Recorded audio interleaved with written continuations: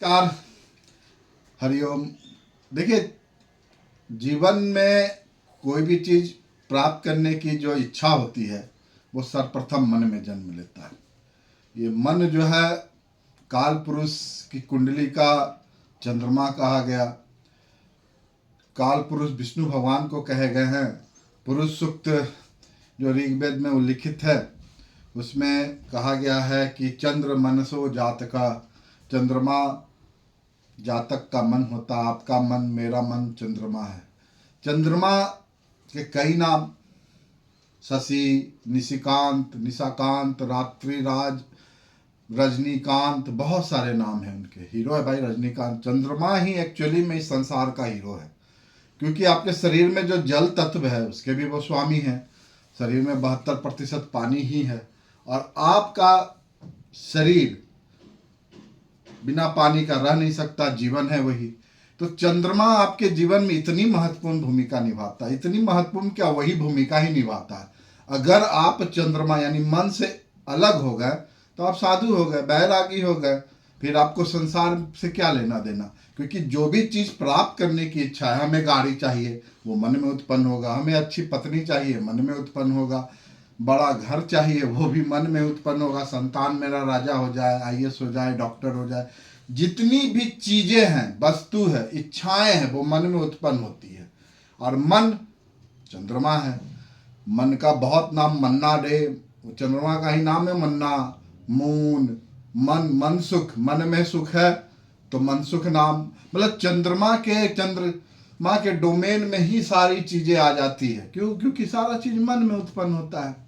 चंद्रमा एक ऐसा ग्रह है जो कुंडली में अगर कमजोर है तो कोई भी राजयोग हो आपके कुंडली में बनता हुआ, वो नल एंड वाइड हो जाएगा। क्यों? क्योंकि आपको राजा आप बन गए, आप उदासीन रहिएगा। क्यों? क्योंकि चंद्रमा अच्छा नहीं है। और चंद्रमा अच्छा है तो आप गरीब फकीर भी है तो आप राजा की तरह रहिएगा। क्यों? क्योंकि मन है। अब मन के जीते जीत, मन के हारे हार, मन चंगा तो कठौती गंगा। मतलब जितने भी मन से चीजें हैं, मन में ही सुख है। आप मनसुख लाल बने, मन में ही सारा चीज उत्पन्न होता है। चंद्रमा उसके स्वामी होते हैं। अब चंद्रमा जो है बहुत सारे राजयोग बनाते हैं, लेकिन उनका एक बहुत बलवान राजयोग होता है जिसे चंद्र अधियोग कहते हैं। चंद्र अधियोग के बारे में कहा गया है,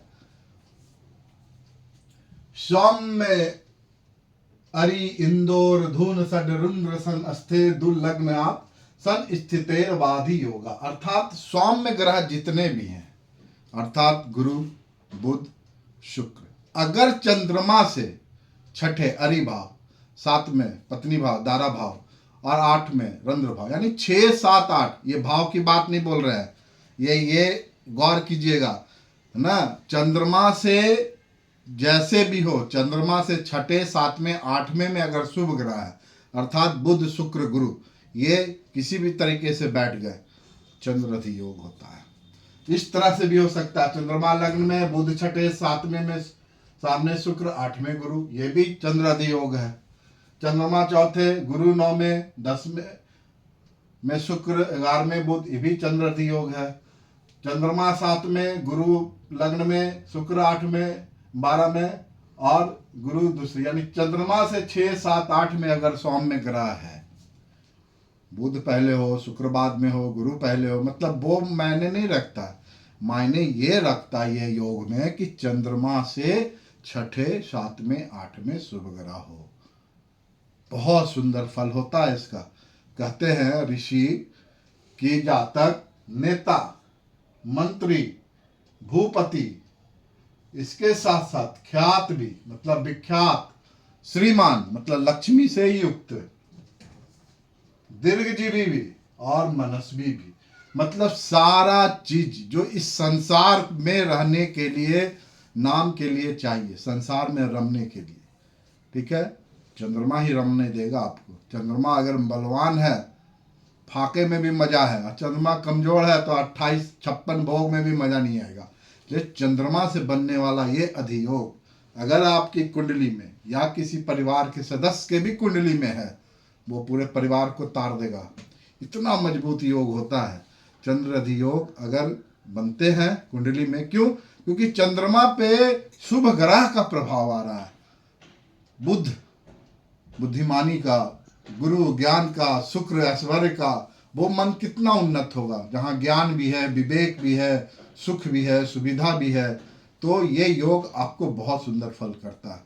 आप अपनी कुंडली में देखें, आसपास किसी के परिवार में या बच्चे के कुंडली में है, तो माने भगवान शिव ने आपको आपके पूर्व जन्म के कर्म का उपहार दिया है। बहुत बहुत धन्यवाद। Thank you.